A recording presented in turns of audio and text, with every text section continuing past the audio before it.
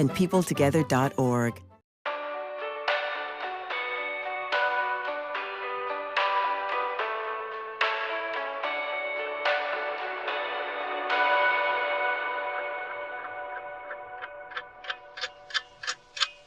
If you're buzzed and doing this to make yourself feel okay to drive, you're not okay to drive.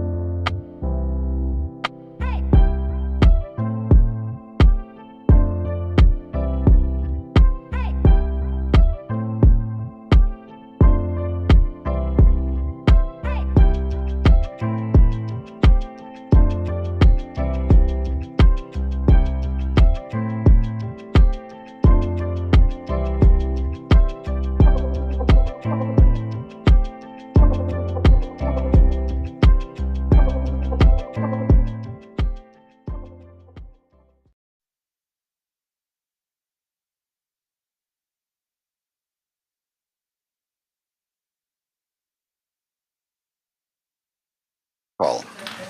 It's for the Plan Commission, excuse me, Plan Commission. Dano, Here. Van Kampen, Here. Mar, Here. Molzahn, Here. Schnelly, Here. Meyer, Here. Holda, Here. and Modjeski and Smithback are out tonight.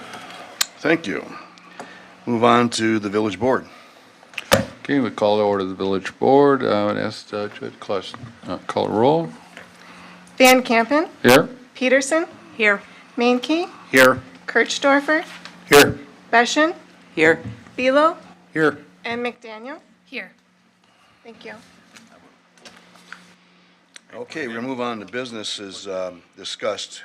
5A, review and final drafts of the 2024-2033 comprehensive plan and the 2020 comprehensive outdoor recreation plan, presented by plan consultant Sonia Crusoe. I hope I did it right. Van de Waal and Associates. Thank you, Sonia. Thanks. Good evening. Good to see you all again. Sonia Kriesel with Van de Waal and Associates. I think Jeff's getting me set up here with a PowerPoint just to help guide the conversation. Should be, yep, okay. I'll get you set on the other ones. Go ahead. All right. We are nearing in here on the final quarter of the calendar year, which aligns with the final quarter of this project schedule for updating both the comprehensive plan and the park and recreation plan.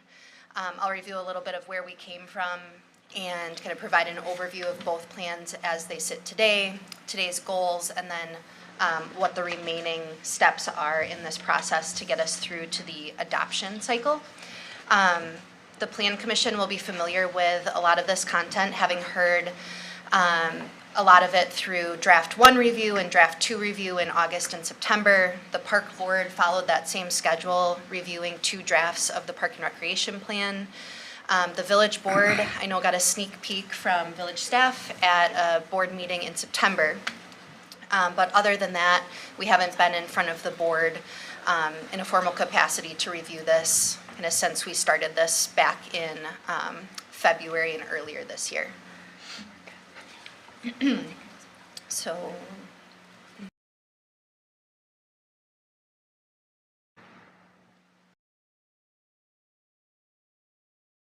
Way to go, Yeah, Chad. this is, Way yeah, to go, Give it a Chad. second there. that's at night. So it's just a little visual that kind of describes the schedule that I just walked through. As a reminder, we started this back in February with the kickoff meetings, and we really focused in the spring on the public input collection. We did a number of different activities, including an online survey that focused on the park content. We held stakeholder focus groups that focused on both plans, and those were really productive meetings. We had a public visioning workshop that was well-attended and filled your old boardroom at the Old Village Hall, and identified sort of priority issues in that workshop. And then through the summer, after all of that upfront feedback was collected, drafting began. We went through a couple of iterations with staff, and then, like I mentioned, 2 drafts each at the Plan Commission and the Park Board. Sorry for this. Connection. Okay. The goal of today's meeting is to really get the village board and the plan commission's final comments before we take this to the public open house. We don't want to go to the open house with a document that has things that you're not comfortable with or that you think there might be pieces missing. So that's really the goal of tonight's meeting. We'll take your comments from today, put those into the final draft, and then also do some final formatting. And that'll be what we call the final draft. That'll go to the public at the open house. We'll talk to the public about how their feedback had been incorporated and share some of these same themes with them. And then we'll go into the adoption process. One of the new things in this final draft here is some of the graphic enhancements. So this is just a peek at the cover of the comprehensive plan. We're going to be doing a little bit more by incorporating photos throughout the planning document. I don't know if there's something that I can be doing better here with this, or connect her to your put it to or yours. second of each one. Or you can come. You want to come sit where I'm sitting? Either way, Or- whatever works for you. It's just a little distracting, I think. Yeah. Yeah. Okay, let's start getting this switched Yeah. over.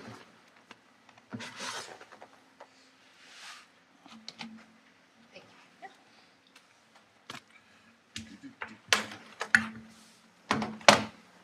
We'll see if that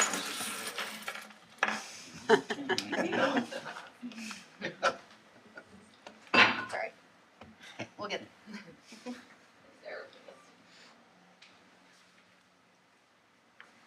right. Okay. So comprehensive plan, I'm going to walk through some of the big picture considerations that form the plan, a review of some of the big policy changes, some of the major land use map changes. Again, a comprehensive plan is all about how the village is going to grow. So a lot of the strategies and the land use mapping is based on these key projections that are shown on the screen. The village has historically seen really strong population growth, and we expect that to continue, adding almost 6,000 new residents by 2045. That translates to household growth at a size of 2.41 persons per household, to come up with that many new households to be added over that same planning period. Just a note on the household growth, DOA kind of projects across the state and just like other communities in the area, a continued decline in household size. Various factors, delaying families, smaller family size, aging population, et cetera. But we did do a customized projection for the Village of Oregon to hold that after an initial decline at 2.41 households, persons per household, because we all as a sort of staff team and group had a consensus that the community still continues to be a strong draw for families, and household growth may be different from other communities in the area. Within the appendix of the comprehensive plan, there's a really detailed discussion of how we came up with the land use demand figure. But ultimately, this is saying over 1,000 new acres would be needed to accommodate this growth over the planning period. That takes into consideration an average density for residential growth, a proportion of residential growth compared to commercial and other development, and then it also adds a flexibility factor, which basically doubles what the projected demand is. So the projected demand calculates to be roughly half of this, but we added a flexibility factor because development doesn't just happen at the next piece of land on the edge of town. It's dependent on a property owner's willingness to sell or develop and the market and all of those sorts of things. So additional land is planned for on your future land use map to account for those things. Just quickly giving an overview of the public feedback, since this is such an important part of the plan development. A lot of these won't be surprising. People really value Oregon's small town feel, the school system and open space that you all have, and they want to continue to encourage improvements in diversity and equity, specifically in recreation and open space. We heard that a lot at the focus groups. We want to consider new growth areas for business and commercial. You do have adequate land planned for new neighborhoods, but accommodating new business growth is a challenge, so I'll talk about that a little bit later. We want to encourage housing diversity and address the housing crisis that a lot of communities in our area are experiencing, housing affordability, and continue to promote new housing for the senior population in the community as well. People talked a lot about retail in the downtown and how we can support that and increase walkability of that area. I have a slide later that will touch on this again. We want to balance different types of growth instead of just growing on the edges in sort of a low density sprawling fashion. We want to also look at existing corridors in the village and how we can encourage infill of underutilized properties and redevelopment where appropriate. And then the last two pieces were also heard over and over again in the public input process, looking at sustainability and environmental issues, piggybacking on your recently adopted sustainability plan, and supporting unique efforts to Oregon in placemaking, arts, and culture. This slide is really just an overview of document formatting. So it will look quite different than your old plan. This is new content for the village board members, but this is the draft in front of you has a main body, which is now a lot shorter because the inventory and the data content was moved to the appendix. So that's where all of that detail lives now. That allows the reader to kind of glean through that main portion of the plan more quickly and take away the policies rather than sort of get bogged down in inventorying all of the Dane County plans that might apply to Oregon, for example. So those two things are separated to promote a user-friendly document. I won't go through each of these individually, but a couple of the key points at the bottom. We do have new future land use categories. So if that's something that you've become accustomed to in the old plan, this one will look different. And there's a whole new list of implementation action items to put this plan into action after adoption. Moving into some of the key policy questions, just to pull those out of the whole document and highlight them for you. Some changes with the new future land use categories that I just mentioned. One of the things that we did is combined your previous residential scales into two groups, low scale and mid scale. This is as opposed to single family, urban, single family, suburban, two family, multifamily. And the reason that we did this and worked through this issue with staff was to avoid one benefit is to avoid unnecessary comp plan amendments when you're responding to individual developments and sort of slowing down that process. If someone has a multifamily development that largely meets the category, but they would need to go through an amendment just to add a duplex unit or something like that, this would avoid that kind of consistent need to amend the plan by making it more broad. Kind of similarly, point number 2, thank you. We removed what was percentage-based proportions in the planned neighborhood land use category. So this required a very specific number for single-family, two-family, multifamily within planned neighborhoods.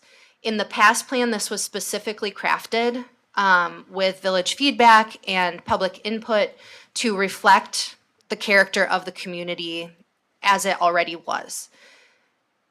It was identified that this was also a potential point that was tripping up development of needed housing supply, for example, and kind of tying things up in that bureaucratic detail. If, for example, someone had 2 points more in the percentage of two-family, it wouldn't meet your percentages and it might cause an issue for interpretation, comp plan amendments, et cetera. So this allows the community to respond a little bit more quickly to the market and still have discretion over what that mix looks like, but removes the specific percentages. Another significant change was adding a new custom land use category for the Highway 14 interchange area, recognizing that this is really different than the rest of the community and wanting to encourage the type of development that the plan talks about.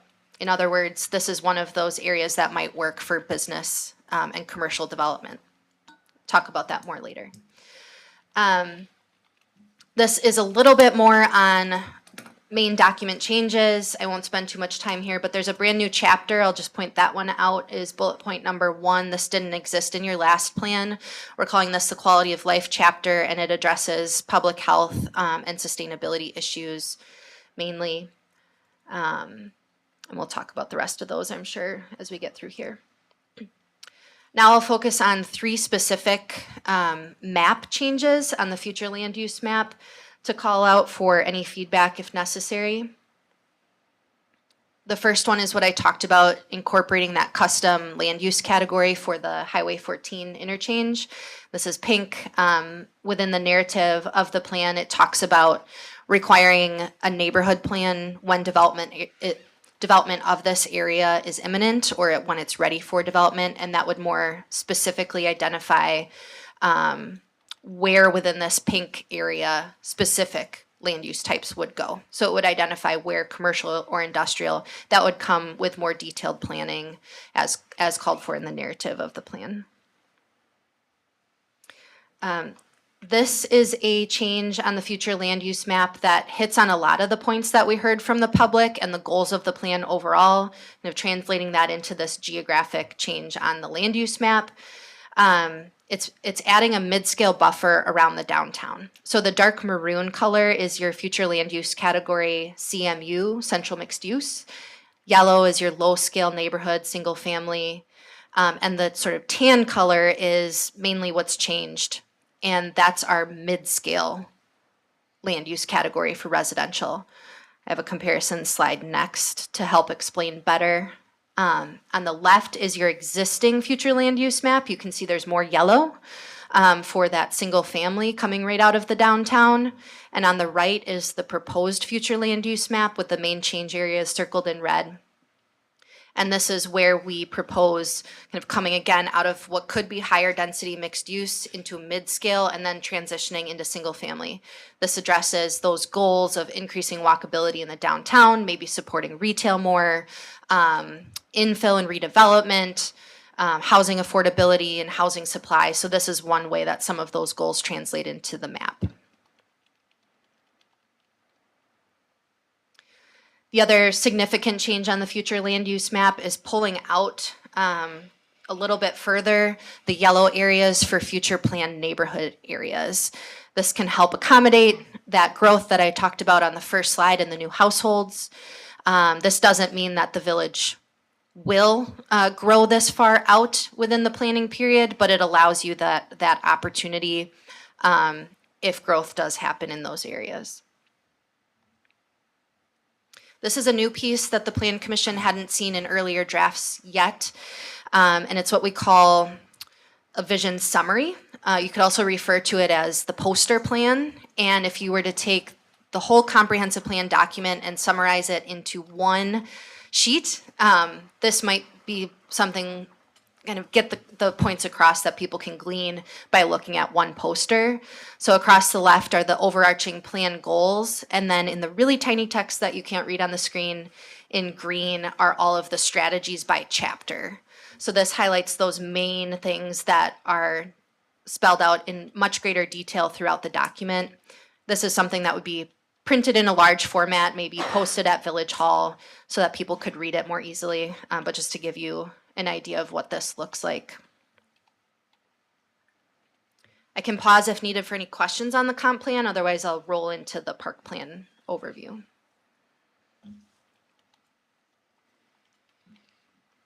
Okay, so the park and recreation plan, my content here is similar, giving you an overview orientation of the document and main policy questions.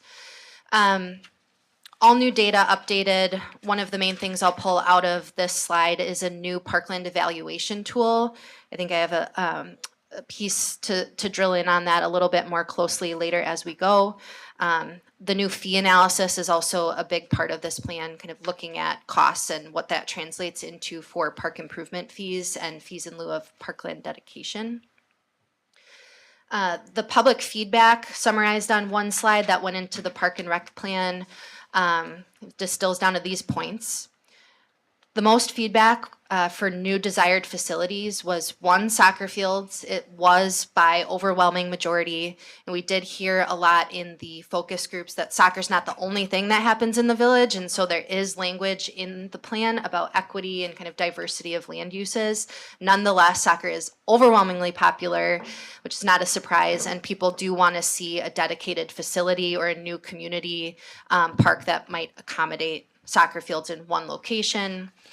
Desire for an outdoor pool and paved trails. I think this relates to both within your existing parks. And I just wanted to point out this was a conversation at Plan Commission too.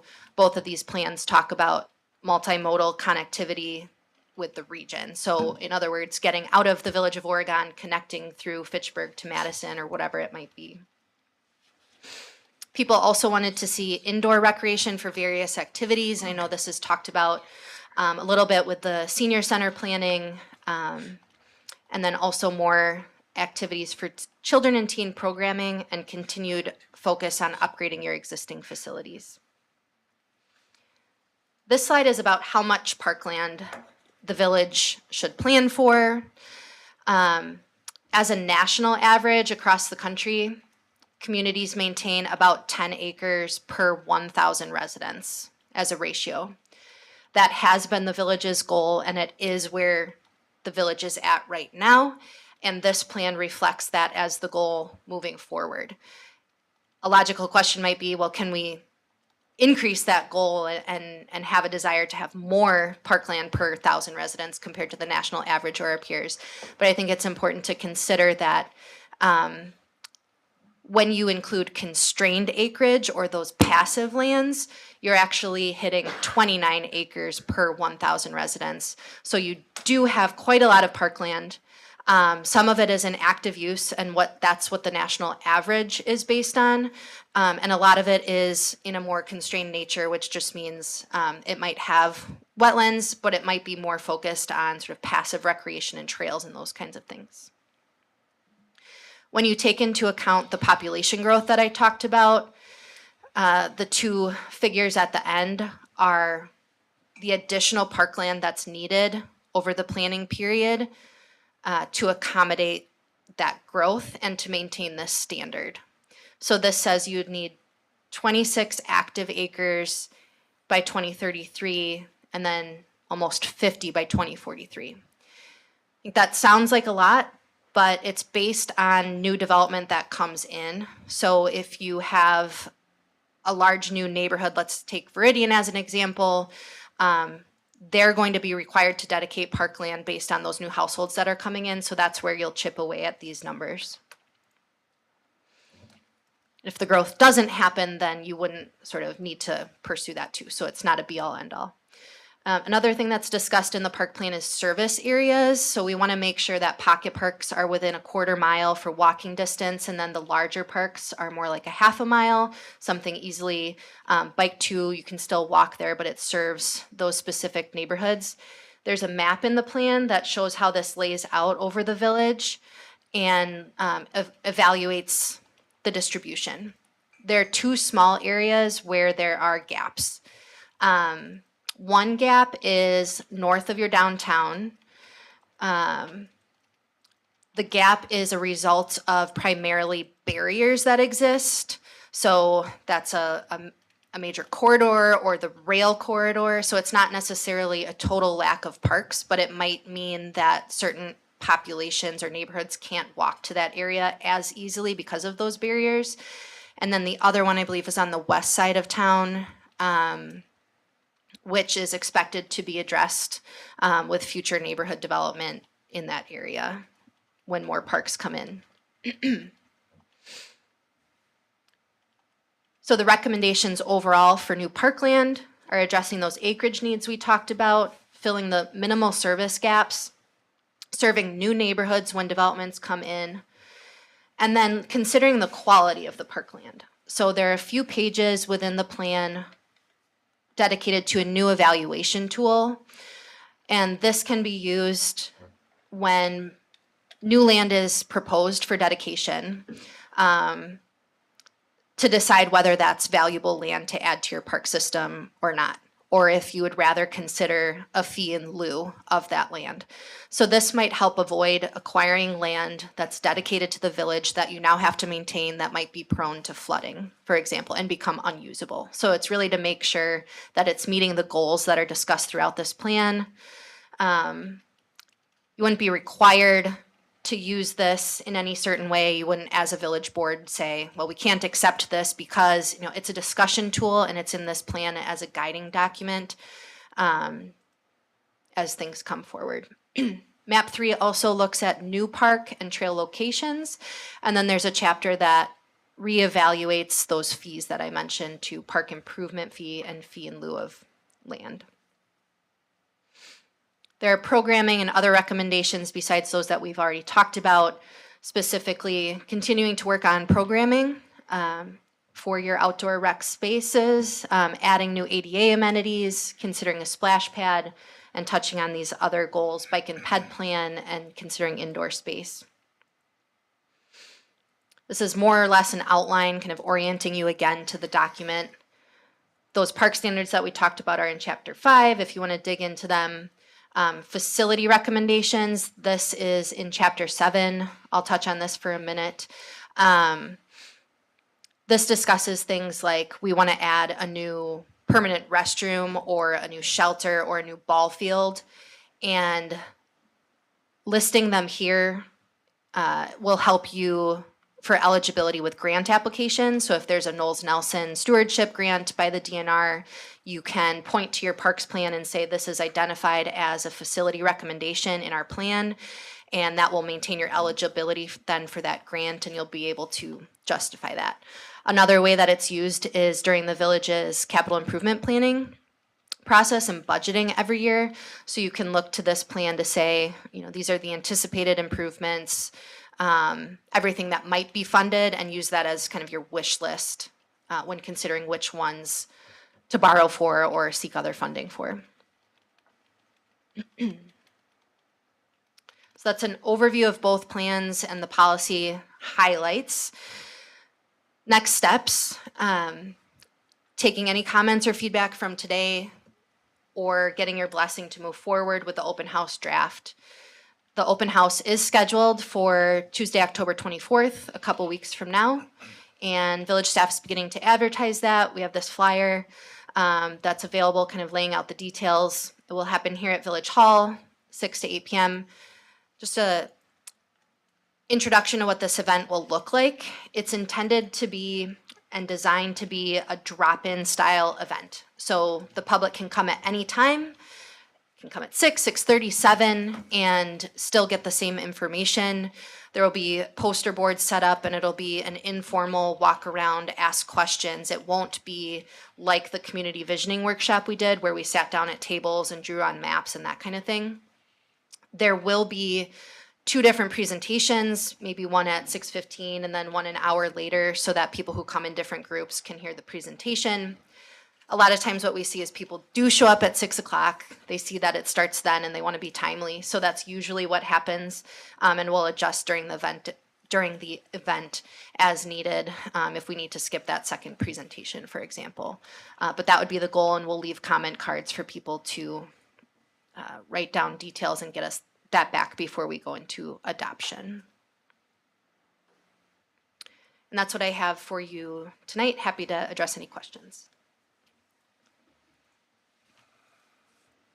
Open it up. It's just whoever wants to speak, start it up. Pat, you probably have something to say, don't I you? do have a couple comments. Okay. Do you want to cover both plans? Do you want questions and comments on both, or do you want to start with one? Whatever works best for you. I'll start with the master plan. So first of all, I'll confess I did not read it this time after thoroughly reading draft 1 and draft 2, giving you a lot of feedback. I went back just to make sure that you had understood my feedback, and you did. You did an awesome job incorporating it. Couple minor things. I expressed last month a concern about the term require traditional neighborhood design principles. Not that I object to that, but what does that mean? Are we going to require every principle? And so to compare and contrast, you have that statement in the planned neighborhood section on page 41, require. And later in the plan, it says, in all future neighborhoods, the village intends to promote traditional neighborhood design. So a little conflict in meaning of the terms. And so my suggestion would be to consider, do we really want to require that, or would utilize traditional neighborhood design principles be a better term? So that we want to move towards that, but we're not going to require every principle. Okay, so that's probably something for you guys to discuss and come to a conclusion on. And then we talked last month about the rail corridor, and you did make a change to that, but I'm concerned that that statement still is not quite correct. It says that the corridor runs from Madison to Beloit, which is technically true, but that corridor hadn't been used since 1997. In 2014, Wisconsin Southern petitioned to activate 15 miles to Evansville, from Madison to Evansville. So I think you should take out the statement that it runs to Beloit and just say that it is active to the village. So that's all I have on the master plan.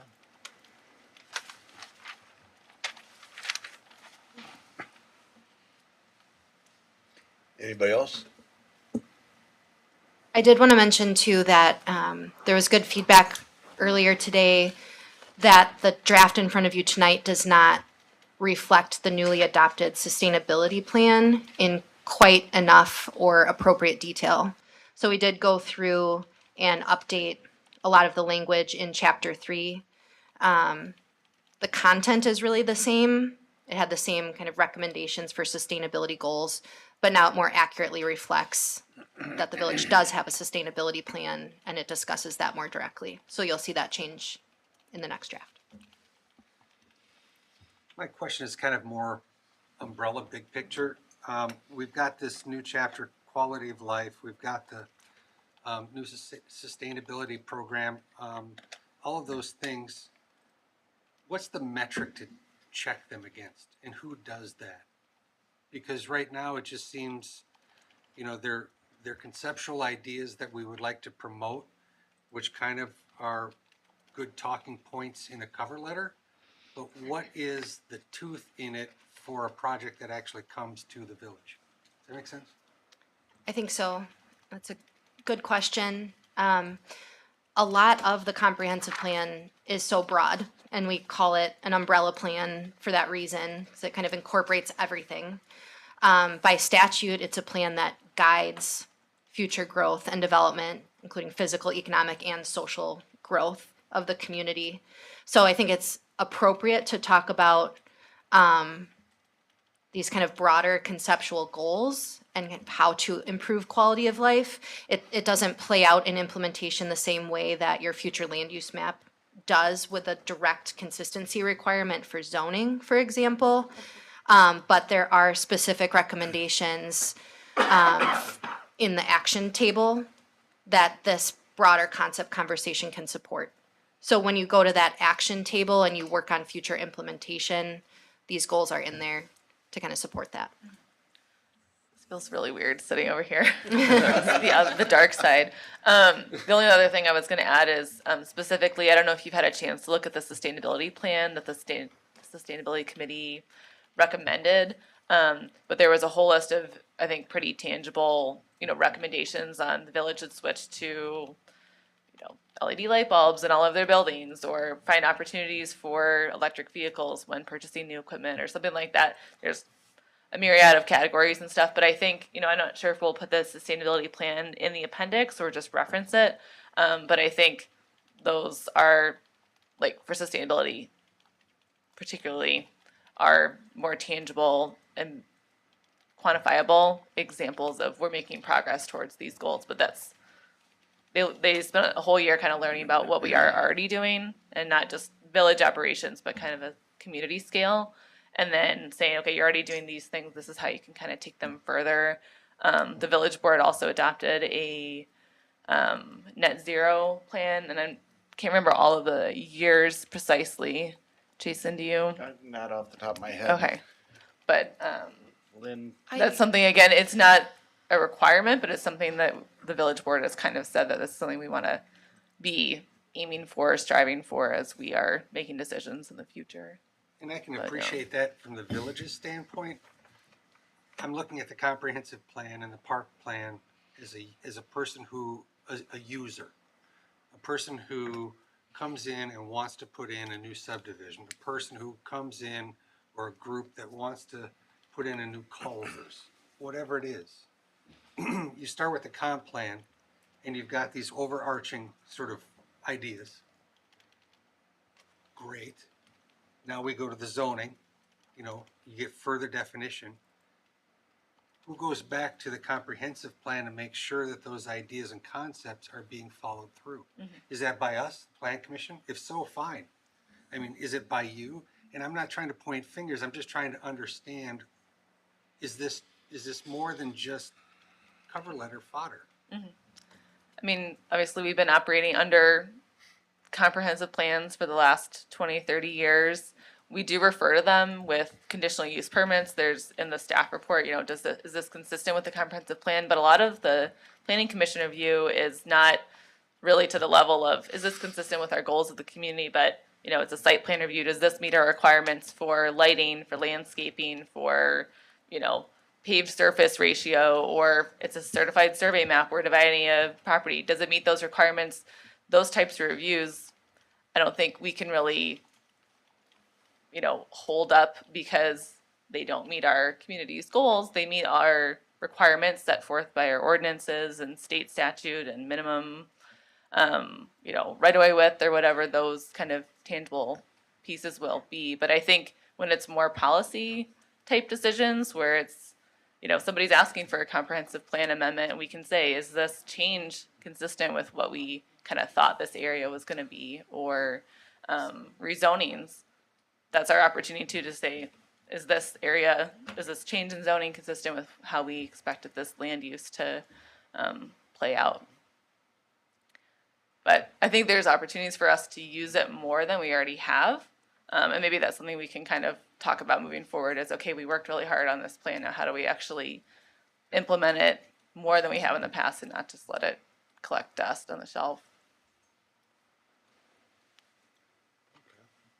Yes, ma'am, go ahead. I have a kind of a question that for me might clarify this a little bit. When we were doing strategic planning and we were talking a little bit about, actually we talked quite a bit about how to make the application process less cumbersome with fewer hoops that people had to jump through when they wanted to do exactly what you were talking about, develop something. Would that be a place where some of this quality of life and what the goals are could be spelled out so that it's clearer to people who want to do that kind of thing, that these are the goals in our comprehensive plan, and this is what we'd like for you to consider if you want to develop here. So that I'm just trying to think of ways to get at what you're saying. How do we do that? And it's before we get to the nuts and bolts of approving a CSM or something else. Right. I think Is that a place where it could be addressed? Yeah, the goals of the plan. Yeah, kind of like two different buckets of approvals that at least like the planning commission touches, and you guys do. There's one that's just sort of by right development. Again, this is meeting all our requirements. It's got enough landscaping and lighting meets our requirements and all those things, and it's just kind of another checkpoint to say, yep, staff's reviewed this, consultants have reviewed this, this is happening, you guys are on board. And a lot of those reviews don't even reach, site plan reviews don't even reach the village board because it's not a policy decision. It's just a checklist that we're going down. I think, when there's typically anything that has a public hearing are those more policy questions and it's a rezoning or it's a conditional use permit or it's a comp plan amendment. And I think, yeah, there's ways, that's one thing Martin and I kind of have on our list for next year is updating our applications, not only to make them easier, but also, yeah, be able to kind of communicate goals. We already have that in our TIF application, saying, you know, we want to see variety of housing types. We want to see a variety of affordability levels. We want to see sustainability. So explain to us how you are meeting these goals. So I think there's ways we can kind of craft some of our planning commission applications to kind of prep people and say, these are questions that we're going to be asking. So you should be prepared to answer them once you get to the meetings. Seems fair. Can add one more example. So again, the plan is a policy guide, and it's implemented through things like ordinances. So you wouldn't necessarily have teeth if you've got a development review and you say you're not meeting the quality of life goals. But what it does is allow you to maybe adopt an ordinance that complies with the comp plan, and then the development must comply with the ordinance. An example, we want to permit electric vehicle stations as a by right use. That's a change that has teeth. That's a real change that implements the plan. So it's kind of like that bigger picture, and then there's steps below it. Yeah, and there's, of course, we've been starting to work on our zoning text amendments, so changes to our zoning code, and we're kind of starting with the low-hanging fruit of updating some categories and, you know, clarifying chickens and bees and some of those things that are actually pretty complicated, but seem pretty minor at the time. But there's some other policy changes that we kind of have put on hold, sort of, I had them as like midterm and long-term changes that sort of waiting for the comp plan to get adopted, so then we'll have to kind of change some of the language in the zoning code to kind of better work with the new comp plan. So I think if there's, again, pick on sustainability, if we want to say we want to require a higher amount of green space, you know, for various zoning districts, less pervious or parking requirements, maybe we decide we don't want to have any parking minimums anymore. Maybe we want to have parking maximums or no parking requirements at all. Some communities have done that. So I think that's kind of the next step that we're planning on taking is text amendments as well, and then every project is going to be held to those standards, or they'll have to go through plan development zoning and explain why they need, you know, exceptions from that code. So to kind of give myself a cliff note, this is the framework. What we need to do next is to fill in that framework with the objects that give that framework some Perfect. Mm-hmm. Yep. Okay. Yeah, exactly. And I'll just say, Sonia mentioned it, but it's a very important point. She hit at it was, and like in the park plan, when we go after grant money, they really, if it's not in your park plan and you can't show them it's in your park plan, you are either graded very low or you have just no chance of getting it. And a case in point was our tennis courts that we tried to rehabilitate this last year. We went after it was $100,000 grant, but we were very shaky on, you know, it just mentioned Kaiser Park had some tennis courts, you know, but it didn't have any identified project or anything like that.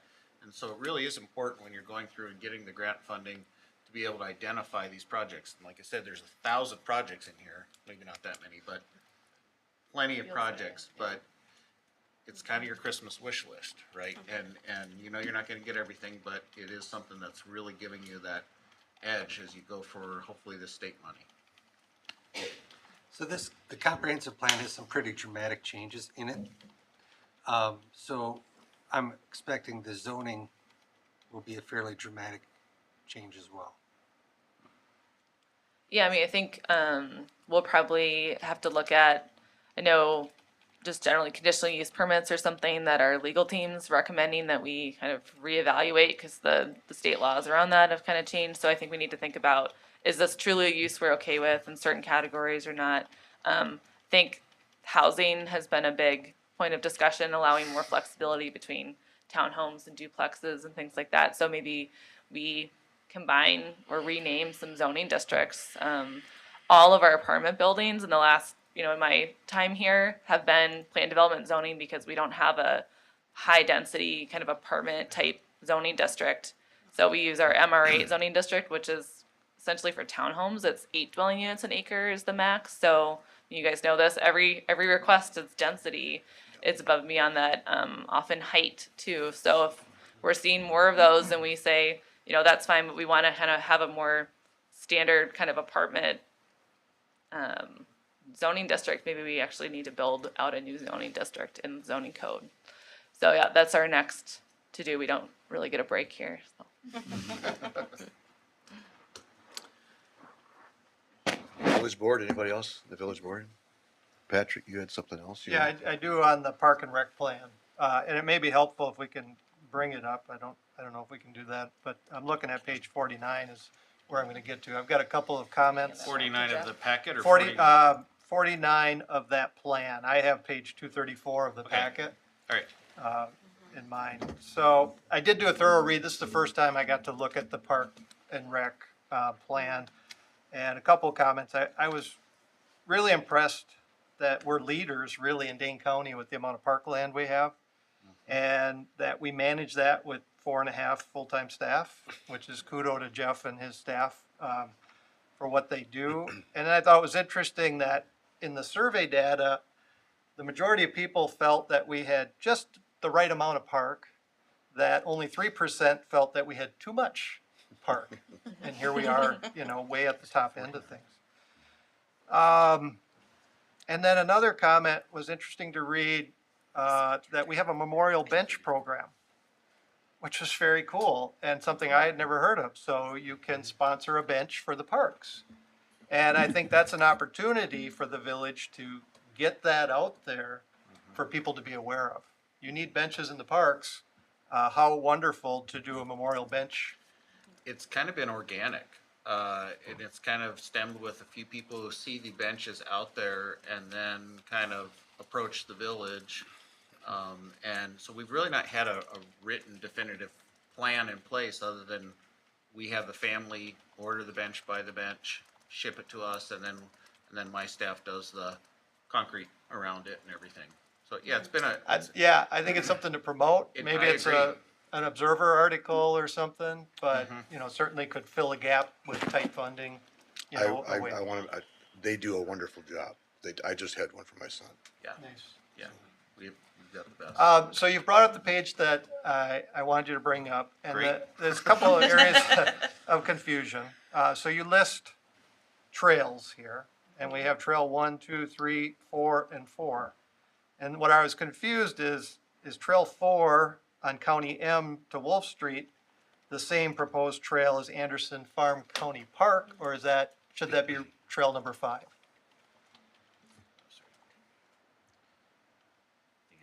I think that's probably a typo. Probably just typo. That's what I figured, so I just, you know, we might as well get this right, Yep. you know. So minor thing. Page 50. And then I'm gonna ask you to go to, I believe it's the, page 49. It's not very far down. No, sorry. I'm gonna ask you to go to the appendix, which is page 267 in my packet, Okay, page 16 of the appendix.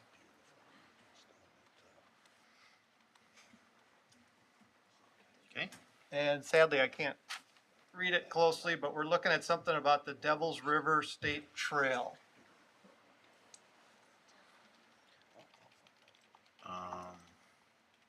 Oh, here at the bottom. Okay. Yes, okay, and I believe there's, I think you might have done some cutting and pasting and some inaccuracy there. So the Devils River Straight Trail is in Brown and Manitowoc County, not Brown and Oregon County. There's no Oregon County in the state of Wisconsin, right? So just clean that up. Minor thing, but let's get this right. Okay? And then the last comment, you have a big listing of potential resources for funding, which is awesome. So thank you for your work. You've done a great job, Thank you for the thorough review. and it's very impressive. Yeah.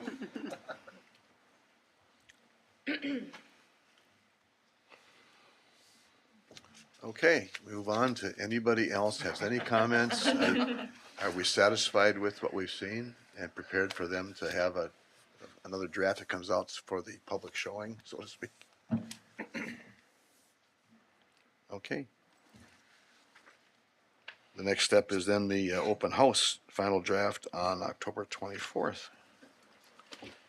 And at that point, it's up to you, Phil.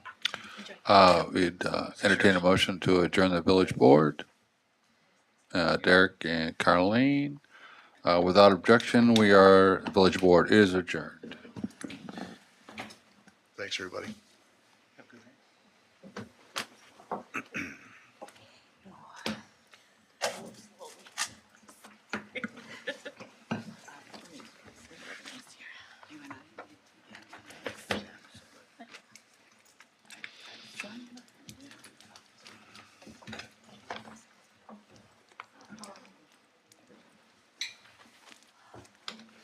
Wish you luck, Amanda. I wish you luck.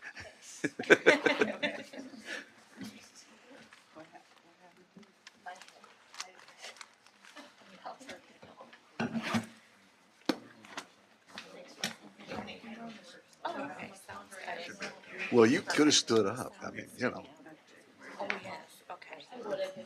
Okay, I figured you might. Oh, okay, yeah. We could also you had. Oh. Okay, we're gonna move on then to the village, or the plan commission agenda. Approval of minutes of September 7th. The minutes are not available at this time. We'll deal with those at the next meeting. Under public appearances, this is where we have a 15 minutes period. If in fact there's anybody from the audience that wants to address us regarding anything that they want to bring up, it's either on or off the agenda. Not seeing anybody, we'll continue on. Communication, miscellaneous business, none. Unfinished business, none. New business. Items 11A and B, those items the applicant has withdrawn their request, their application, and there'll be something dealing with that later on, I understand. Moving on to 11E, or C, excuse me, consideration and possible recommendation of village board for a zoning map amendment for parcel number 042/0509-131-9721-0 Autumn Ridge Phase 3. Greg, for the record, I'll be recused and abstain on this item. Thank you. Okay. The applicant has presented us with, I think, everything we've asked for. Is that correct? We've asked Yes. for the stormwater deal. The only thing that's outstanding at this point that I understand is, of course, I got it laying here somewhere. The annexation agreement and some of the other agreements that are associated with that are required by the village. Yeah, we're working through a detail with the developer right now, just on a water main, extension and how that will be Okay. handled, but Okay. yeah, that's not any. Engineers all okay with everything? We're good. Like I said, again, the Stormwater, stormwater's, it's very in-depth. I've looked at it. yeah, they've done a nice job. And I They've do come a understand long it. ways from day one on this. Yes, very much so. Very much so. Anybody from Plan Commission? I think somebody had some questions or comments regarding some of the stuff. Patrick, you had Well, some. there was a concern brought up by the residents last month about safety and crossing, and I expressed that was a big issue for me, and I don't see any resolution with that. And it's ironic that as we discuss our master plan and we stay in our master plan, ensure that we have at least one park within a safe and comfortable walking distance. So we have a park within comfortable walking distance, but it's not safe. And so I have a hard time, the water doesn't bother me. I'm gonna trust the engineers have done their work on that. But I am very disturbed and have a hard time supporting this because of the safety factor.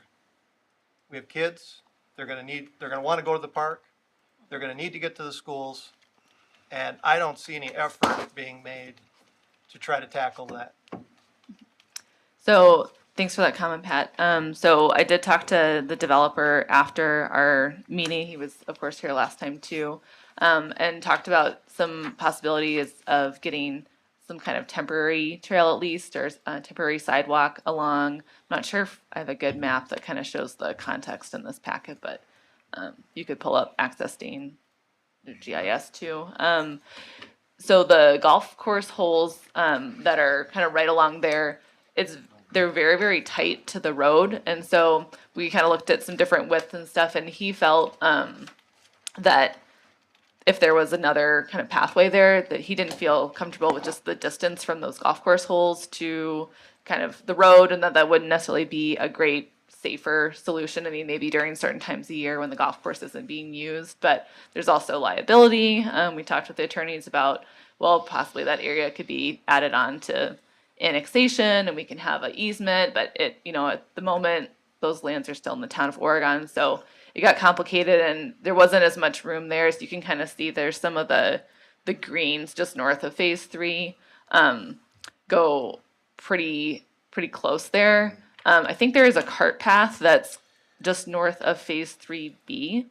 And, maybe when that's platted at that time, we can talk about once there's a sidewalk connection through there, maybe when the golf course, isn't open or something, if that's an option for people to be able to walk on. And then we're still working on that tunnel. I think there's some repairs that need to be made, but Glenn suggested perhaps kind of turning the maintenance of that over to the village. So until that time, that seems like kind of a good solution, is there's that cart path already there, and talking to him a little bit more about, any kind of immunity he would have in terms of if someone's walking on there, if they get hit by a golf ball, making sure that he's not liable for that. Jeff talked a little bit to the highway department about, and I don't know if it was specifically about this or just about Wolf Street in general, but I think, it's their road. We could ask them about some kind of, you mentioned last time, like a crosswalk with flashing beacons, kind of what we have out here on Jefferson Street, which of course is kind of cross at your own risk and hope that people stop for you. But I think that's something we could look at, temporary crossing. Just again, it's use at your discretion. In a way, this is kind of similar to what we have up at, not saying that it's a great situation, but up at Foxfront Court, just a little bit further north, that while those families live kind of right across from the school, other than the tunnel, which is again on private property, there's no way for them to cross over. And not saying that we should just keep replicating something that doesn't work, but we do have kind of a similar situation going on just north of there. I think once Wolf Street is reconstructed, and also Jeff has some information from the county, but it sounds like that road is likely to be lowered to kind of smooth out the crest of that hill. And so I think we're going to see a really big grade change there, and that crossing will kind of be redesigned at that point, and then we'll have our sidewalks running north-south.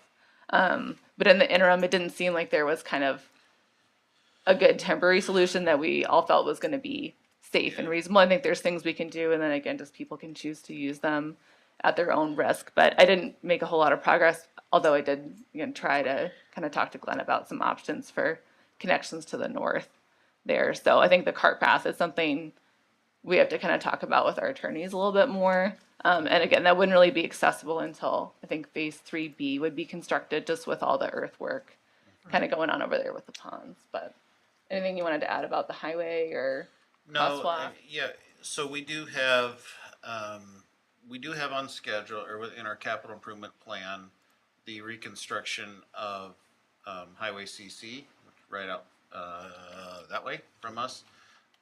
As well as Wolf Street. Those are the two remaining Dane County highways through our village that are not jurisdictionally transferred yet.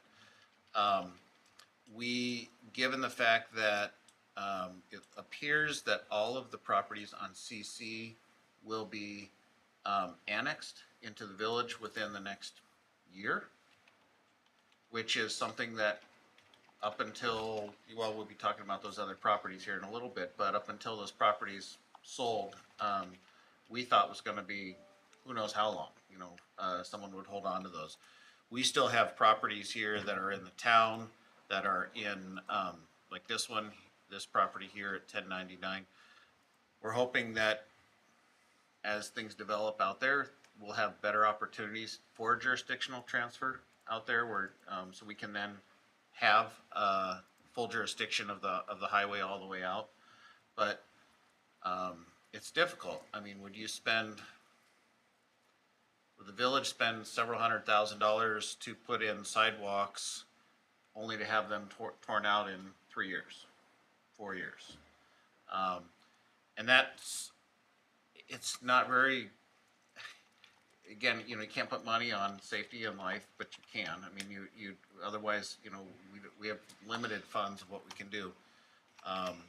We all agree it's not a good situation. But, And then, of course, too, I mean, phases 4 and 5, not only, well, we don't know when they'll happen, if and when they'll happen, but phase 5 does have a large park that's intended to serve this, neighborhood, and I think, provide kind of more of a connection to the Lexington area too, and then have that sidewalk system connect through. I think by that point, the road will probably already be done or kind of aligning with that. So the long-term solution, I think, is going to be one that's safe. I think in the meantime, it's going to be, again, kind of like that Fox Run Court where you're buying your house over here. It's kind of isolated. Maybe that's a pro because it's probably pretty quiet. You don't have a lot of other people kind of going through there. If that's something you guys want us to look at in terms of, talking to the county about a flashing beacon crossing, we could talk about, maybe where a good location that's a pretty low cost temporary solution. And if it seems like something that, is more dangerous than the current situation, it could be removed. But something we could try and maybe paint it or do some of the raised painting kind of over by like where the Park Street, Janesville Street crosswalks, if you've driven over theirs, but by Culver's, they're kind of raised up and alert you a little bit more when you're driving over. So I did look at that property the other day, and on the south end, so the side, on the west side, the sidewalk continues down a fair distance. right On the here. south end, right about where your cursor is, on the south end of that property, that road levels out. And so at By least you Harding. have Yeah. some visual, you can see cars coming. So what I think a compromise could be to try to get a crosswalk there with some lights. And, it's odd, people would have to go south and then walk north, but that's their option. Yeah. And I would feel better that there's at least a safe crossing. Yeah. And that would have to be, that's all town. Okay, Yeah, so this is our boundary right here. Our boundary is right where that little pull-out road is here. right. And then this is all town of Oregon down, well, until we annex, Until you annex that part. Until we Excuse annex me, Until you this. annex the part that we're talking Yeah. about tonight. yeah. But I'm sure we can work with the town, Why would you want to go south farther? Why would you not want to do it up? If you're gonna do the annexation on the east side, right there, then the whole thing's in the town, or the village, correct? no, It's not. goes the center and then over. Center of the road, so. But we would have sidewalk with this development, we'd have sidewalk all the way down to Harding, wouldn't we? I don't think it goes all the way down. If you pull up the plat, I think it shows the sidewalk. And Bruce, you can come up here too. I mean, I think those lots on the right along MM, aren't they kind of raised up a little bit too? So in terms of, so yeah, the sidewalk. Doesn't the sidewalk stop? The sidewalk should go all the way down. Why to wouldn't it? Harding. It should. Sidewalks It does. Okay. Will get onto the Yep. plat line. There's drainage there, so it would need a culvert and. Yeah. But, so you can see here as this is annexed, this is the center line of the highway right Okay. here. Correct. But now you go a little farther north, and on the west side of the highway, And there's our sidewalk right here. Correct. Yeah. so so there's that's just what a we're talking gap. right there, when we not And talk Glenn, about, the same developer installed the sidewalk from here all the way up to, right, Right. all Top the of way the up hill. to where it kind Yeah. of dead ends right now. Right. I know. So you're So- saying maybe look at the crosswalk at the Connect those with the southern, kind of the crosswalk southern there. boundary of phase right 2, there, yeah. Yeah. or kind of somewhere. Well, and in that there. would benefit kids coming from this area too. Yep, sure it would. Yeah. I don't mind that idea. It's not a direct path up to the school, cause it does dead end, but it gets them across the highway. No, and with the mine, I mean, the long-term plan for this whole area is a reconstruction from here or here, and we're not sure where that boundary would be, it'd probably be out to here, all the way up to the Quick Trip gas station, And, this intersection here it would either be signalized or roundabout. I kind of favor signalized for safety, for Yeah. pedestrian crossing, but roundabout for traffic. You know, so, but that'll have to be analyzed, and then we've already talked to the school district about possible needing acquisition of land if we had to fit a roundabout out here. And then also sidewalk all the way up through here and all the way up through here, which is another, you know, I wanna say it's a headache because people call every year and we understand their concerns. I mean, we all drive it and we see people out there walking. Do we have, sorry to interrupt you, but we we're don't all- have sidewalk right now where your cursor is, No. along Wolf Street, not No. down, out to the No. south further, not up there, down south. The nearest sidewalk we have is right to here Yeah. at headquarters, and even then it's Yes, when this was put in, there must have been, and maybe you remember this, Greg, but, the thought must have been, well, it's gonna be redone someday, and so they just did, a path of asphalt there.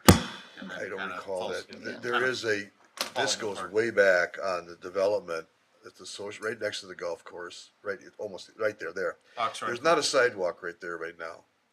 But there should be some money, because that was a big row that I was involved with. A row? A row, I'm sorry. I knew right away. Now, you already have one big As soon as row. it came out the mouth, I knew you had me. This goes back many, many years, and, my gosh, it goes back, Your yeah, memory. way your mem- before your you. Memory is good. and memory's pretty doggone good, No, yes. I'm And then just the saying village, in fact, the village president at the time was Mr. Court, and I was on the plan commission at the time, and there was a vote on the village board regarding that sidewalk.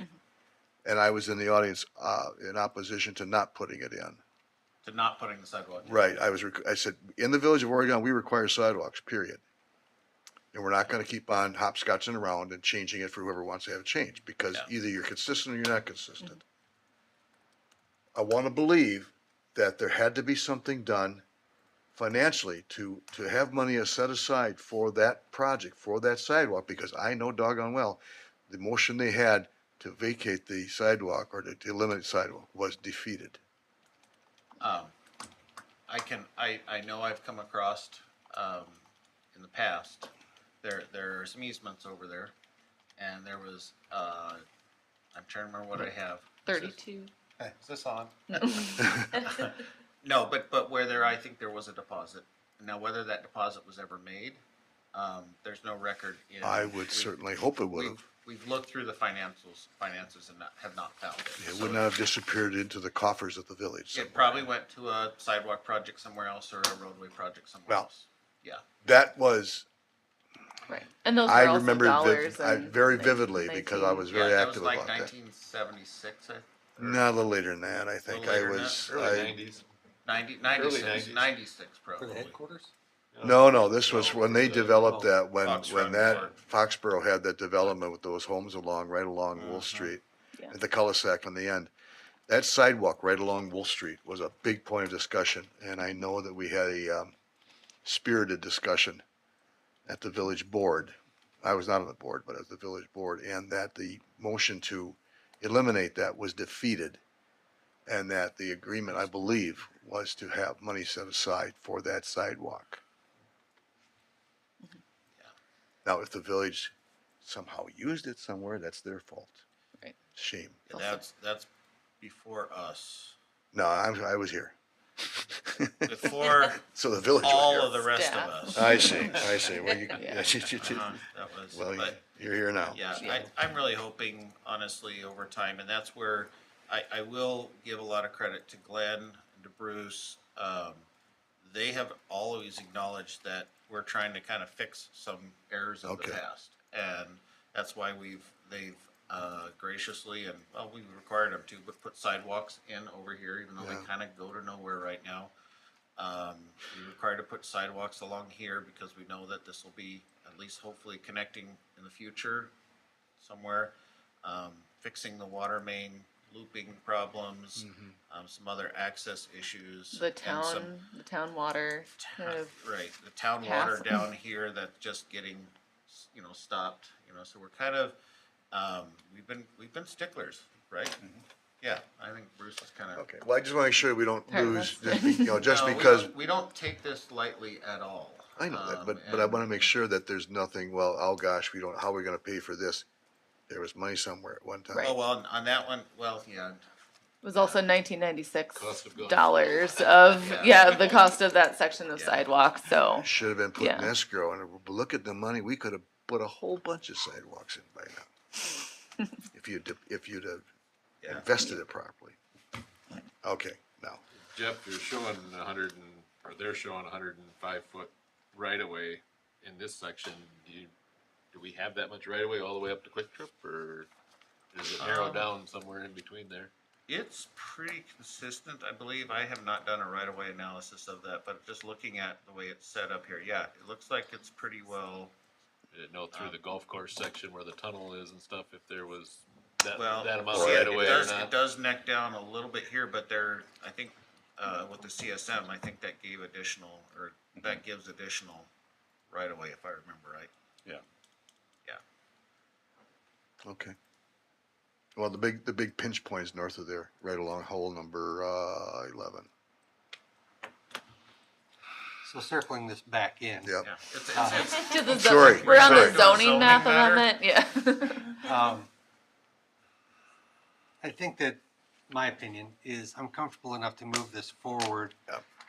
As long as we, as the village, work in good faith and the developer, to try to come to some resolution,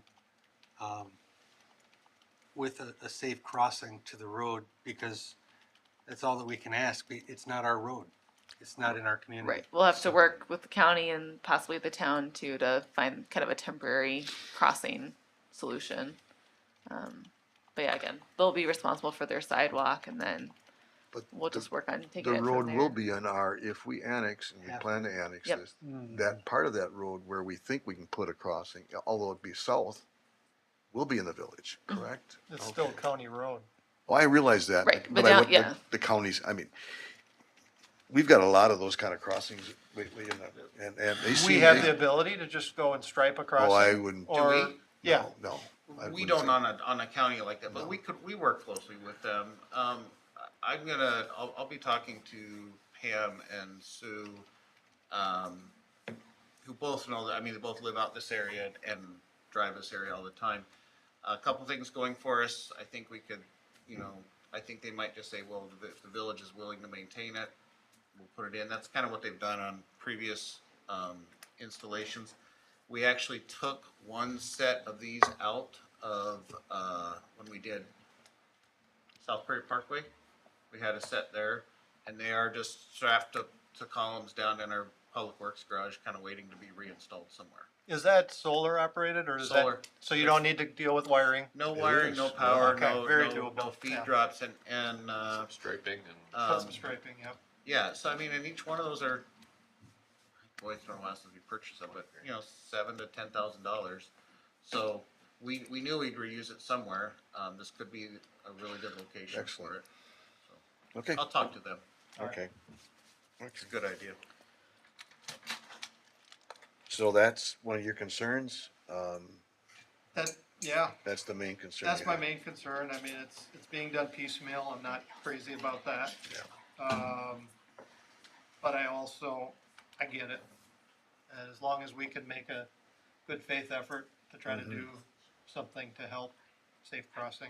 And you wanted to voice some concern about what's occurring or not? You wanna let that go? No, that's the developer's decision. I'm I'll sorry, tell you, I'm not pleased as representative of the developer that they're down there moving dirt. There you go. That's, But that's within your legal right. But it's kind of an affront to this commission. It's an assumption that we're gonna approve it. So, but that's not gonna stop me from supporting it. okay. Any more discussion? I think we need to do something on it because they've done what we've asked. It's all here. We're all happy, right? Okay, so we need a motion, recommend the village board. Let's see, approval for the zoning map amendment for parcel et cetera, as known as Autumn Ridge Phase 3. I make that motion with the understanding that the village will work in good faith with the developer to come to some understanding for a safe passage of pedestrians. Thank you. I'll second it. We have a motion, we have a second. Any discussion? All in favor, say aye. Aye. Opposed? That motion carries. Thank you. Next item is item D, which is review and possible recommendation village board for final plat for Autumn Ridge Phase 3A, which I think we can just simply proceed. Yep, you got all the stuff that we had talked about last time in this one. Looks pretty solid. Yep. The cluster box is in there, and yep, got the latest version. So Okay. I make a motion to approve contingent upon any staff recommendations. Second. We have a motion, we have a second. Mr. Marsh seconded it. Any discussion? All in favor, say aye. Aye. Opposed? Motion carries. Thank you. Thank you. Thanks, Bruce. Glenn did say he was gonna be here this evening, but he did have a family commitment that came up, so he's put it in Bruce's hands. That's right. Did you want another hard He's here copy and- of your stormwater report? You printed out a copy of it? I got one. No, I don't want another copy. I got one. Greg's like, why is this packet so long? Yeah. Greg, before we move to item E, can Yes. I interject about just update on A and B? Doesn't Sure. involve you, just letting them know we skipped over A and B, so I just wanted to explain why. Could you go back to the agenda quick, Oh, yeah. Jeff? So the Regency Property Management, Mr. Dome, that's been before you a couple times, that's the EP property that he had under contract just west of here. I'm on it. All right, got it. So the reason that this was withdrawn, I don't know if you had a chance, I think I did a memo for this, maybe not, was he's actually been able to get the Fink property just south of him under contract as of a couple weeks ago.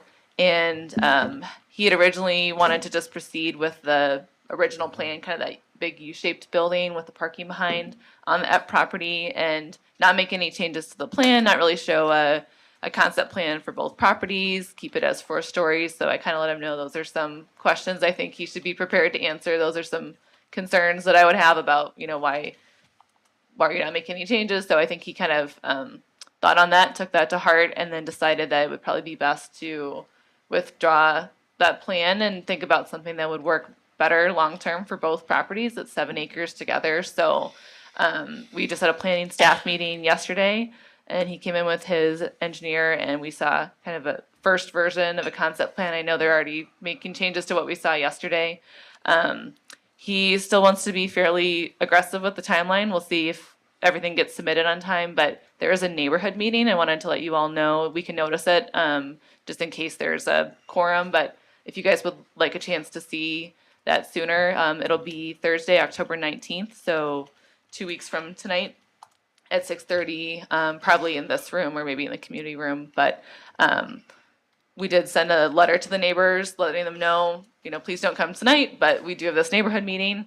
And then assuming he gets everything to us next week as he's planning, he'd actually like to do a GDP on this new plan. And it's still kind of up for debate in terms of how the parcels will be drawn. And it sounds like he'd like to do kind of a phase 1, phase 2.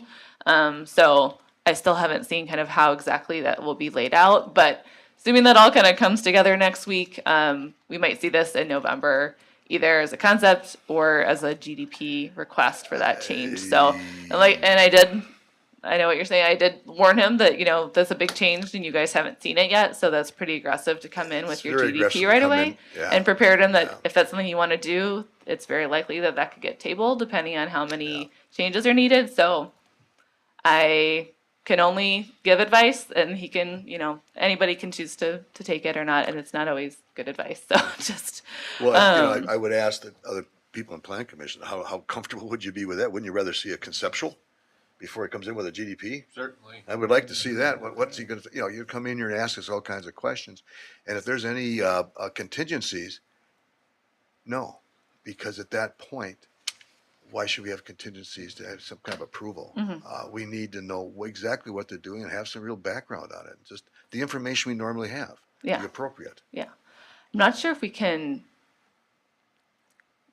like disallow, if somebody He could make it. presents an application, if it's a He complete can go application. ahead and make the application, I don't care. That's fine. But I'll pass that forward. Not sure Well, if he's listening tonight, but just that would be your preference. That's what I've told him, and It's not just the chair, it's a whole bunch of other people on the plan commission have the same feeling, I yeah, believe. so. Everybody shaking their heads. We had pedestrian crossing issues with his previous plan, and now he's doubling down with density and population, so, Yep. Yeah, we'd wanna- there is some plan, the path and all that's kind of in there, and I think we have some plans to work with the adjacent, property owner for the Bergamot Townhomes. I think we can get a path in before CC would be constructed, too. So we'll address that either so in a if you wanna concept or see that with GDP. this, or, Yep, you know. it's on the plan he showed us yesterday too, so. All right. So just wanted to let you know about that, and was trying to stall a little bit of time. Sean from North Point for item 11E. He actually has another Zoom call he had to do for another community at 7:30, so That's he'll good. be back. But Okay, I'll present his concept plan kind of That'd be fine. for him for some feedback, and then if he's back, he can kind of jump back in. all right, so moving on then to 11E, that's Yep. the discussion only. This is a review of conceptual plan for 249, 267 North Main Street, Okay. from North Point Development. Okay, let me scroll over here. So, just a summary. I think I mentioned to you all kind of the conclusion of the board's RFP process for our 249, 267 North Main Street, the former new library site. So we had 5 applicants that submitted their proposals in April. And then just because of the turnover with the board and the elections and kind of getting everybody together and up to speed, they didn't review those submittals until July, and it was the second July meeting that we had presentations from all 5, and then North Point's plan was chosen. So it included 24 3-bedroom townhomes. They're 2 stories. It would be workforce housing, so families between 30 and 80% of the county median income. They did a pretty dense, efficient layout on the site. So the site's about 2.75 acres, so they would only need about 2 acres of that for their development. And then the remaining would be subdivided and then dedicated to the village for parkland and kind of saving some of those historic trees that the board and the community were concerned about, and having, this is actually one of those areas that's a park, that Sonia was mentioning, it's sort of a park deficit just because of Main Street and the schools and the railroad. So, this could serve as a small park, but I think a workable, usable size. So can serve as some green space for that area.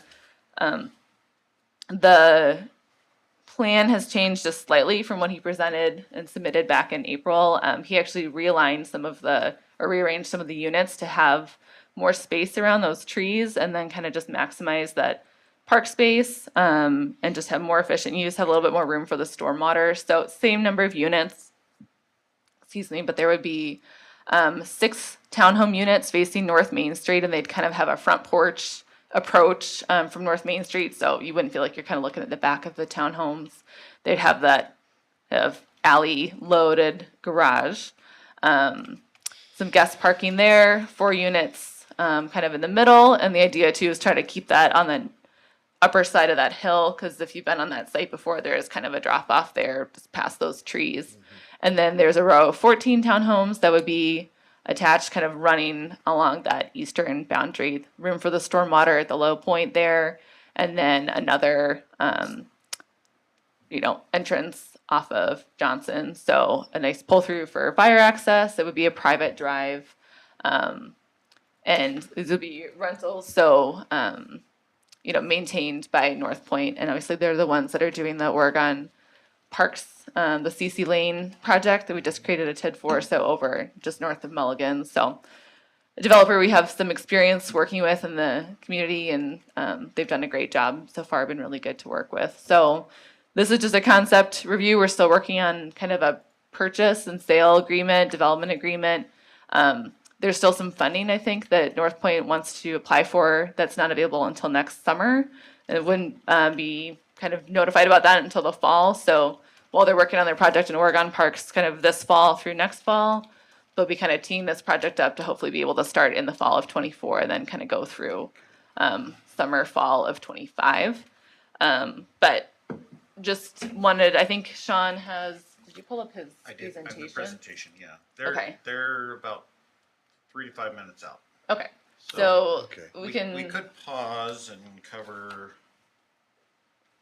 Staff reports? staff reports. We if can you do would. that. I have no problem with that. Yeah, the only other thing I know, he had some kind of elevations of some projects that they've done, like what those townhomes look like. But yeah, we can jump back to that if you want, just so you guys can Sure. have another chance to talk to Sean. But just wanted to catch you up to speed on the overall project, and obviously this will be planned development. This is in the mid-size or mid-scale neighborhood. Where would proposed the, area. where would the play, or not, where would the park area be? Is that right to the? So I yeah, there's figured, kind of yeah, a proposed boundary there. So yeah, part of that area is lower, kind of just south of the townhomes. That's kind of a low spot. But that upper area kind of, as you get towards those trees. Still lose that, you still lose that big tree up there when you're right in the center of the. Yeah, there's a big tree, I think, on the, up by kind of that 4-unit block. Yeah, somewhere in there. The 3-bedroom units, of course, are something we always hear from, you know, for kind of working families. Having those bedrooms for kids is something that's highly sought after. You know, Sean's told me in their other developments, they've got one in Fitchburg. The townhomes are the first ones to run up. Those are really highly sought after, being right across from the school too. I think that'll be a nice amenity, and having the park right there too. All right, Okay. let's go on then. Oh, there he is. All Wow, right. just So on sorry. cue. No, that's, Lisa's been over here just stretching. she's been stretching. Yeah, Talking I really knew slow. Once you got through the first thing, I was like, oh, I'm gonna be in this other. So unfortunately, I was double booked tonight, but I do appreciate your patience, and I'm sure Elise did a wonderful job of talking through the project, and I'm just here to answer any questions. No, I'm just kidding. Where would you like me? Where would you like me to We start? haven't done any of your, like, we didn't go into this, you just kind of talked about. I talked about the layout a little bit, and Yeah. just kind of the board Okay. process and timeline, but yeah, we can kind of go through your slides, and we can just kind of skim through, but yeah, overview a little bit of the workforce units. Yeah, and I'll try to keep this as short as possible. You know, understanding that your time is valuable. So again, I apologize. Sean O'Brien from North Point Development. We were selected by the board through this RFP process to develop the site on Main Street. You know, as we went through concepts, and one of the things that we're seeing in Dane County is just a need for larger family units. A lot of developers build studios, 1s and 2s, and you know, most of the time that's really not serving a great need that's in the community. North Point Development is excited also, and with this partnership, I did see some of you last year, maybe it was a year and a half ago, as we brought through our project on Oregon Center Drive. We're excited to hopefully start construction there in about 4 to 5 weeks. Interest rates are a little bit scary right now, but we think we've got a good plan to get through that. And so we'll start our project there shortly. Hopefully finish that slightly before the end of the year. It's a pretty simple build between the 2 townhomes that we have over there, and what I would describe as an I-shaped building for those that might not remember. Which kind of leads to why we're really interested in doing another project in the village. Having a presence, management that's already here really allows us to be able to have that efficiency, to be able to really oversee a smaller project and do it right. So our goal here, as we kind of responded to the RFP, was to create smaller density as from what we typically would do, but then utilize the space for 3-bedroom units. Some of the things that were really important to us was having a good space that we could carve out for a future park, and also the site. If anyone's been walking over there and walked it, there's some significant topography on the, I want to say is it the south side? Or am I getting, yeah, it would be the south side of the property, kind of where the 2 really large trees are and everything to the corner. So yeah, that whole area really starts to get steep. And so our goal was to kind of stay more towards the flat area. Can we come up with something that could be a fit, for the neighborhood, kind of with that, two-story housing feel? And if you did go to the site plan, we can want It's to kind of just, talk it's through just it. the next page in the Yeah. slideshow. Oh, well, Trying isn't to that make it easy? easy on you. So our goal was to, to get 24 units on the site. And what we ended up doing, we originally had 4 buildings. After some feedback from the board, we took a look at, some of the size of our buildings. And again, really try to max out what we could leave as leftovers for the future park area. Part of that is those 2 large trees that you see there. And our original proposal kind of got a little bit too close to those trees in the drip line. So we wanted to kind of move things around to get the drive that goes through the site away from those 2 trees. These will all be, like I said, 3 bedrooms, 2.5 bathrooms. They'll all have their own single car garage. There's space on some of the townhomes to park right behind, so you can have that second stall. And then we tried to reduce the amount of other parking that we have on the site. We originally came to the board with a plan showing some things on the park, but what I think is going to happen is that we're eventually just going to split this property and purchase just the portion of the site that we would be using, and then the village would retain the remaining portion and develop the park as they see fit at a future date. If you want to go to the next couple of slides, this is just a rendering. This is right here. The building on the right is what the townhomes look like that we're developing. We're building the same townhomes at the Oregon Center Drive, 2 6 units. And then these are just, some different color schemes than the ones that we have there. So color can be changed, in terms of, the different, breaking up the buildings. We can do a lot with color. So we haven't really gotten to that. I'd really be interested to get your feedback on kind of the different, colors or architectural designs that we would have. But this is kind of what we have been doing and have a good feel for, and they end up being, pretty nice units. I don't know if we have any other pictures. Sorry. And we do have some. So it's just these unfortunately the project to the right, that's a stack flat. So I probably should have deleted this. The building on the left is the back of the townhome. So that's what the back would look like on every building except for the one that faces Main Street. We would definitely be kind of reconfiguring that to have a front that faces Main and access to Main Street and the sidewalk there. So we would be doing some architecture to have the front of that building kind of fit in versus like driving down and seeing the back of some townhomes. These are some pictures of our typical finish level. These are renderings from our project in Fitchburg. That's right up the road in Uptown.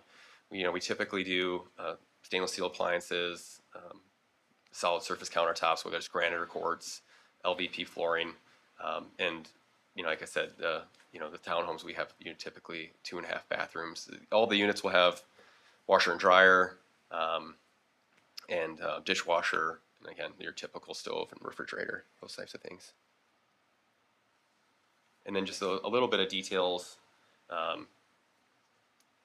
about the affordability. So, and also some of the sustainability.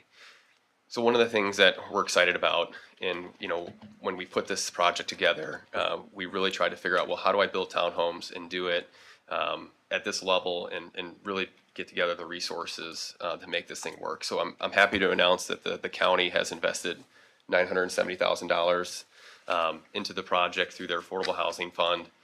We have one other grant that we're going to go after in June, which we think will complete our capital stack.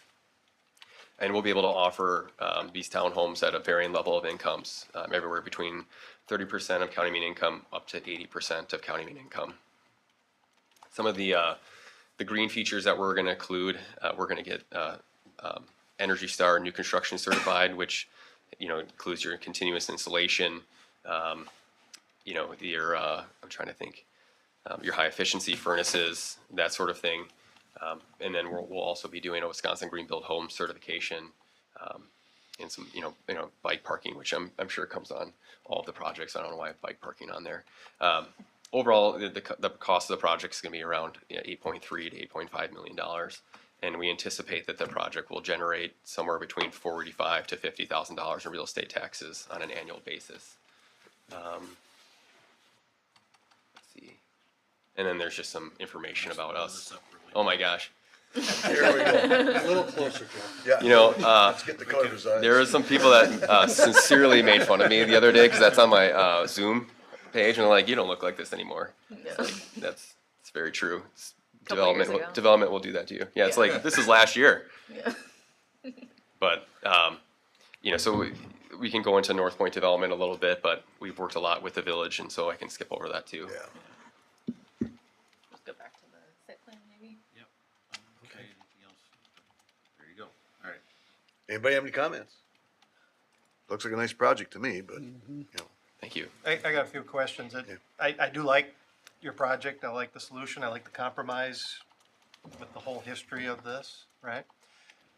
Looking at the 14 units on the west end of the property, would those be stepped down? Because that property, as you go north, the elevation goes down. So do you see that as a uniform straight, or it's got to be stepped? in my mind? My estimation would be, step down. You're going to Okay. probably see the slope of the drive that comes in raise as you get closer to the trees, and so they would probably be some steps, maybe on the lower end, and then some more, probably as you get up to the thing, probably flatter.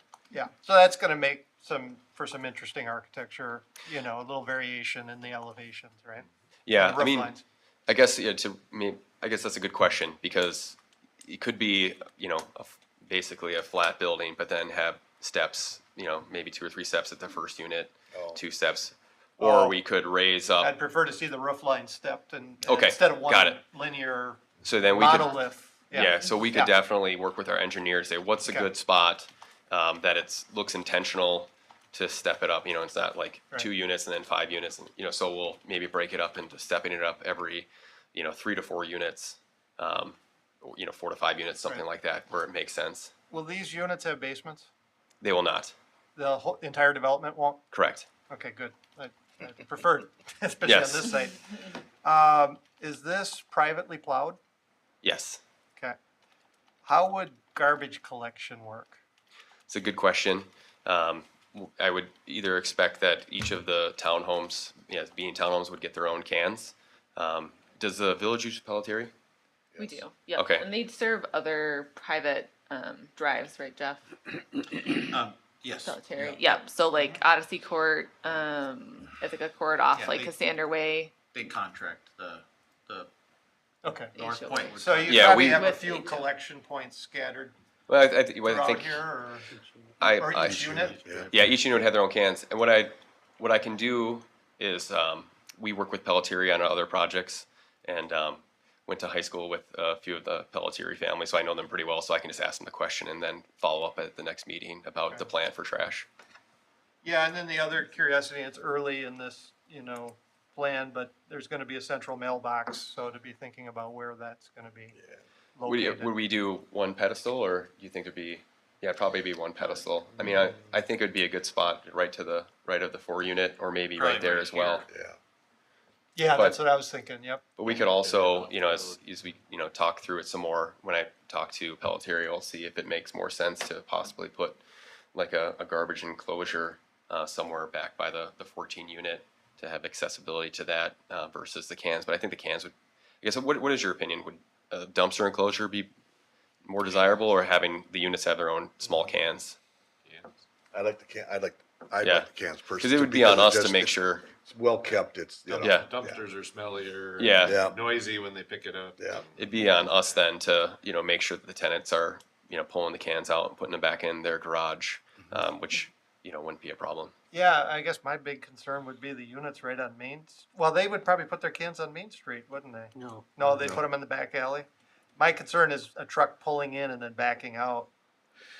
That's a tough, You have a through access though. Yeah, the idea with our plan too was that you could, is Get that out on Johnson Street? Johnson Yeah. Street, yeah. So that you can fit a truck, and there's some good turnaround points within the plan.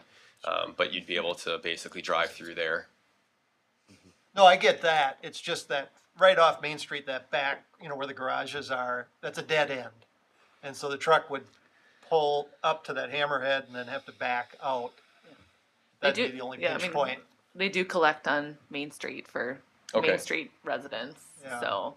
Just something to think about. And then the last item I have is that hammerhead to the north. Just pay attention to how you deal with that. I see a bunch of snow being plowed into that neighbor's yard and a Sure. problem there. So just something to think through. That's true. You may not even need a hammerhead since it's single loaded parking. Right. Yeah, we could always pull that back, maybe lose one of those stalls, and then, give ourselves a little bit more distance to the property line. Sure. And we can just plan on putting snow in, some other areas on the site. All right. Good. Everybody okay? Any more questions? Patrick was brought up one of the points, and, Yeah. and I agree with him on the 14 unit that the grade change is something that I think you're going to have to probably have 3 different heights, Yeah, finished floor heights. And I think that you will probably have a whole lot easier approach with that fire code wise and construction wise than trying to do steps here and Right. whatever else and access and so. and now that you mention it, I believe the end caps are more than likely ADA units, just the way that they're laid out. So we'll Yeah. have to do the step ups. So we're keeping 2 of the trees, we're losing 1, so that's a good compromise right there. I'm assuming there will be no street lighting on this because it's a private street, is that correct? I know I'm getting probably too far ahead, but I just want Yeah. something to think about. I mean, I think that it would make sense to have some lighting, through there. And so that's an easy add as we do our lighting plan. We'll, put some parking lighting in there, but, do it in a way that, Yeah. doesn't affect the neighbors. You also might want to have your engineer or site designer take a look. I think that the curve that's on the top, past the 14 units, there's sort of an S-shaped curve, might get a little tight for a fire truck or for a garbage truck right through there. This I is don't- still 26 feet wide. That's 26-foot Yeah. drive aisle? You'll have to have 26 feet wide drive aisle, so. Okay. Yeah. Another way to get around that is to take that sidewalk that's on the east and move it to the west. And you could soften out that radius a little bit. Oh, yeah. One thing that I'm going to be looking for is, and I see that you've already started it, and I appreciate that, is that 6 unit that's on Main Street, aligning it with the existing houses. I think that that's important to maintain that sort of continuity of house front. Right. And I'll also be looking, I know that these are, you're looking for a price point on these, but I would really like to see some sort of attempt to raise that up porch-wise, like all the other homes along there. Get some detailing, at least on that front elevation, that's mimics or similar to homes along Main Street. I don't want it to look like a lost soul in Yep. these homes that are really pretty along Main Street there. Yeah, that makes sense. So those are some of the things that I'll be looking for. I think that your plan is good. I like the layout. I like the way that you've compromised and struck a balance with things. So I think that you're headed in the right direction. Thanks, I appreciate it. All good? Go ahead. Village may want to consider access for the park, for maintenance vehicles and, it's a private drive Yeah. that they're proposing, but then the village doesn't really have a place to hop in Yeah, and out of there to empty trash. Well, and- depending on how our park is laid out, there might be a little pull out here for some parking spaces. Yeah, or maybe that first Yeah. little bump in off the road, you could have, an access agreement with them for, Yeah. for maintenance for the park or whatever. Yeah. Yeah, as the park develops, I mean, the park is a huge amenity for our project. And I think there's a lot of really cool opportunities of what that could become. And so it is our, priority to be able to have that public access, even though it's a private drive, the public access into that, area to either, get to wherever the parking might be, if there is some, or any sort of, other, vehicle access there. So that's something that we'll just continue to work with. And, the beauty of all of this is that the village board controls the sale. And so, we'll be, really just working together to try to make it's a really good partnership. All right. Good luck with it.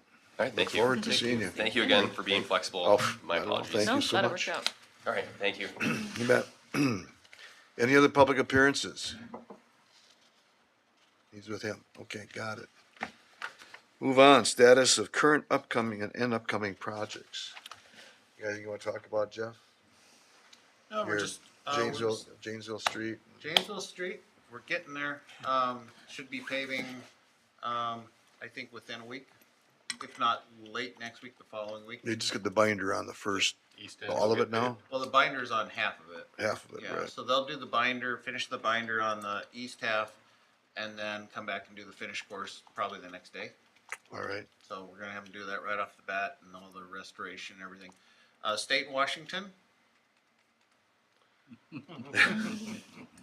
We're putting as much pressure as we can on the contractor, and they know they have deadlines and All right. damages if they don't meet those, but. Oh, you do? Is the county paving that, or the contractor? have No, their that's a own paving? separate, that's a Okay. separate contract. Wasn't sure if that was under a county deal. Yeah, but, other than that, we're just wrapping things up, getting ready for winter. Viridian's gonna get their, binder down or not? Looks like they're close to final grade, but Who? Viridian up the north side. Oh, yeah, no, They're pulling equipment out, so. Yeah, they'll get that down, I think it's October 16th is their paving.